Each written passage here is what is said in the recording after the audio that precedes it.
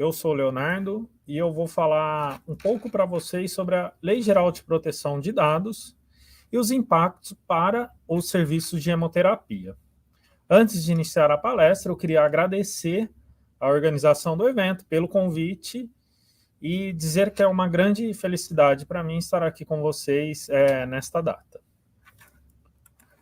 Bom, o conteúdo dessa palestra, será basicamente esse que está aqui. Então, primeiro eu vou fazer uma contextualização e depois a gente passa um pouquinho para a definição, o que é LGPD, os princípios e até chegar aqui no impacto para os nossos serviços.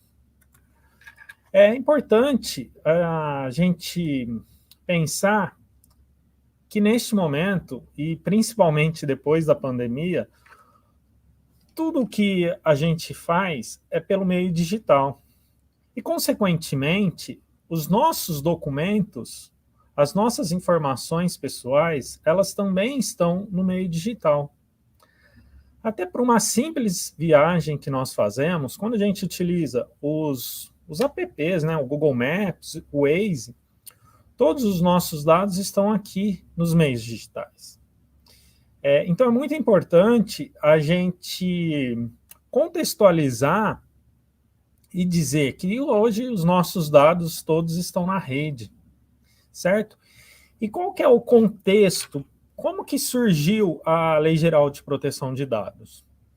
Bom, a Lei Geral de Proteção de Dados, ela vem com o objetivo de proteger a integridade da pessoa. Hoje é muito fácil a gente descobrir documentos, senhas, ter fotos das pessoas. Basta a gente entrar nas mídias sociais que a gente já vai ver foto, vai ver onde que as pessoas estão. Então, o objetivo da lei é principalmente proteger a integridade da pessoa. Proteger as pessoas de qualquer fato que possa prejudicá-las. E nesse contexto, é importante a gente pensar que desde a Declaração Universal dos Direitos Humanos, lá no artigo 12, essa preocupação já existia. Então, ninguém pode ser sujeito da interferência na sua vida privada, na sua família, no seu lar, ou na sua correspondência, nem ataque à sua honra. Todo ser humano tem direito à proteção da lei contra tais interferências ou tais ataques. Então, desde 1948, com a Declaração Universal dos Direitos Humanos, esse fato ele já era pensado. E agora, com a Lei Geral de Proteção de Dados, isso ficou muito mais evidente. Bom, então a lei ela foi publicada em 2018 e ela tem como principal objetivo proteger os direitos fundamentais de liberdade e de privacidade de qualquer pessoa natural, isso no Brasil. E quando a gente vê um pouco mais a fundo sobre a LGPD, nós vamos observar que a lei no Brasil, ela seguiu critérios já estabelecidos em outros países, como na própria União Europeia. Então, essa lei ela foi muito pensada e ela seguiu muito os princípios que outros países já adotam sobre a proteção de dados. Tá? Isso não é exclusivo no Brasil, isso já acontece em muitos outros países. Bom, ela, apesar de ter sido publicada em 2018, entrou em vigor somente em 2020. Então, no dia 18 de dezembro de 2020, a lei ela entra em vigor e ela tem um impacto em todas as organizações.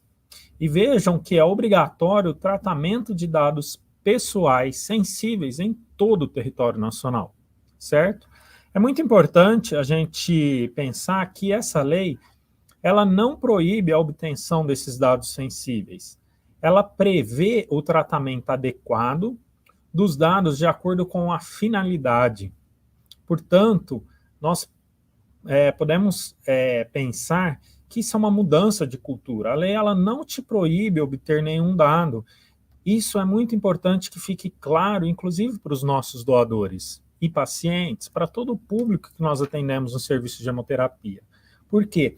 A lei ela não te proíbe, ela não proíbe você obter um dado. A lei apenas fala assim, a partir do momento que você obteve um dado sensível, você precisa tratar de maneira adequada e de acordo com a finalidade pela qual você obteve aquele dado, certo? E, seguindo isso, nós vamos verificar que a lei ela tem 10 princípios, que são os 10 princípios da LGPD. Lá dentro do artigo 6º da lei, ela prevê que as atividades de tratamento de dados pessoais, ela deverão observar a boa-fé e os seguintes princípios, que é o princípio de finalidade, de adequação, de necessidade, livre acesso, de qualidade dos dados, transparência, segurança, prevenção, não discriminação e responsabilização em prestação de contas. Então, observa, a lei ela fala o seguinte, olha, a partir do momento que você obteve um dado sensível, um dado pessoal sensível, você precisa seguir alguns princípios para fazer o quê? Para tratar esses dados. Então, repare que, na verdade, esses 10 princípios, eles estão buscando basicamente o quê? Uma tratativa adequada para esses dados. Vejam aqui que o primeiro é finalidade. Para que eu estou obtendo um dado? E isso é muito importante, e nós vamos reparar no decorrer dessa palestra, da finalidade de obter esse dado. Para que eu estou obtendo esse dado? Será que, de fato, eu preciso desse dado hoje no meu serviço? Então, isso é muito importante. Essa reflexão, essa mudança de cultura de obtenção de dados, isso tem que ficar muito evidente nessa palestra, e a gente vai ver isso no decorrer dela. O que é um tratamento? Muito já falei aqui sobre tratamento de dados, mas o que é tratamento? Eu gostei muito dessa definição, que é da própria lei. Então, dentro da lei de LGPD, essa definição eu gostei muito. E o que é o tratamento, então? É toda operação realizada com dados pessoais, como aquelas que se referem à coleta, produção, recepção, classificação, utilização, acesso, distribuição, processamento e até o descarte desses dados. Então, basicamente, tratamento é qualquer e toda operação realizada com dados pessoais. Dados pessoais, muitas vezes classificados como sensíveis, ok? Bom, o que é um dado sensível? O dado sensível é aquele dado pessoal sobre a origem racial ou étnica, convicção religiosa, opinião política, filiação a sindicato ou organização de caráter religioso, dado referente à saúde, à vida sexual, a dado genético ou biométrico, quando vinculado a uma pessoa natural. Quando vinculado, então, a uma pessoa, qualquer um desses dados, ele é considerável um dado sensível. Mas, para resumir, a gente pode pensar assim, o dado sensível é aquele dado capaz de causar dano a uma pessoa. Por exemplo, um dano moral, um dano social, um dano psicológico. Eles podem ser classificados como dados sensíveis. E vejam, repare, dentre essas questões, dentre esses dados aqui citados, a maior parte deles são obtidos no serviço de hemoterapia, seja no cadastro, seja na triagem clínica, quando a gente fala em doador. Então é muito importante a gente, nesse momento, fazer uma reflexão. Será que eu preciso de todos os dados que eu coleto nas recepções? Será que tudo aquilo que eu pergunto para o doador no momento do cadastro é de fato necessário? Será que eu preciso perguntar escolaridade? Ou outras questões, como, por exemplo, origem racial ou origem étnica? Será que isso é muito importante? Será que essa informação vai fazer alguma diferença dentro do serviço de hemoterapia? Obviamente que existem outras tantas e que eu deixo de reflexão para cada um de vocês. Será que tudo aquilo que eu coleto do doador e que é enquadrado como dado sensível de fato preciso? Obviamente, dados referentes à saúde ou à vida sexual, sim, são necessários. Eu vou obtê-los, eu posso obtê-los, mas eu preciso dar um tratamento adequado, eu preciso manter o sigilo, eu preciso proteger esse dado. Bom, e quando nós falamos em LGPD, alguns atores surgem dentro da lei. Atores como titular. Então, o que é um titular de um dado? É uma pessoa natural a quem se referem os dados pessoais que são objetos do tratamento. ok? Então, quando me perguntar qual que é a sua religião, eu sou o titular do dado. Já o controlador é aquela pessoa natural ou jurídica de direito público ou privado a quem se compete as decisões referentes ao tratamento de dados pessoais. Então, o controlador seria aqui os hemocentros, as instituições. E o encarregado de dados é a pessoa indicada pelo controlador e operador para atuar como um canal de comunicação entre o controlador, os titulares dos dados e as autoridades competentes. Esses encarregados de dados, eles são representantes dos hemocentros, que são indicados, né, pela direção, pelas pessoas competentes, e eles se tornam o papel de encarregados. E aqui eu deixo até uma interrogação. Obrigatoriamente precisa ser alguém de TI? Não necessariamente. Precisa ser aquela pessoa indicada para atuar nesse canal de comunicação entre o controlador e as autoridades competentes.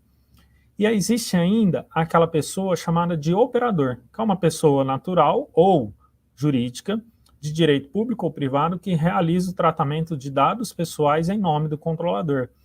Aqui, esses atores eles podem ser os empregados, empresas terceirizadas, contratadas para se fazer alguma atividade dentro das instituições. Muitos hemocentros utilizam serviços terceirizados para fazer o serviço de captação de doador. E é muito importante que esse contrato com essas empresas terceirizadas, elas precisam prever, obviamente, a Lei Geral de Proteção de Dados. E qual que é o impacto da Lei Geral de Proteção dos Dados no serviço de hemoterapia?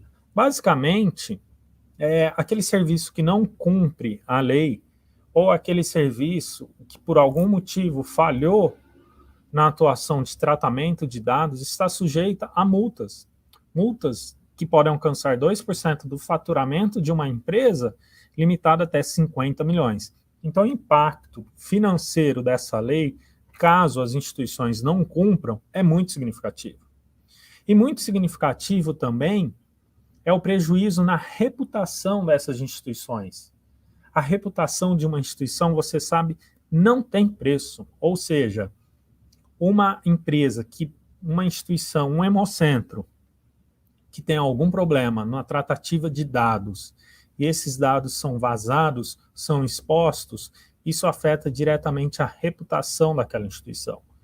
E quando a gente perde a nossa reputação, é muito difícil eu reaver, é muito difícil eu retornar àquela situação anterior. Então, independente da multa financeira, a reputação das instituições, elas não têm preço e elas devem ser observadas.